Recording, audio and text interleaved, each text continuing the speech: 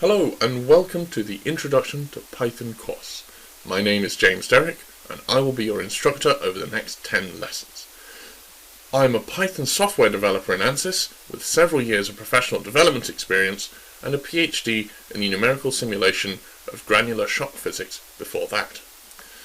The course covers the very basics of Python as a programming language, all the way from what is a variable to how to create a simple command line interface, with some meta topics thrown in for good measure, including a simple guide to debugging. We also include a brief introduction to scientific Python, with instruction on the basics of numerical Python, aka NumPy, and Python's de facto plotting library, matplotlib. These lessons have been based on the software carpentry course Programming with Python, which was originally created to bring Python to scientists in academia. In this course, we have modified the direction of the themes to fit a more engineer-centric audience, drawing on my experience as a software developer with a background in physics and engineering to do this.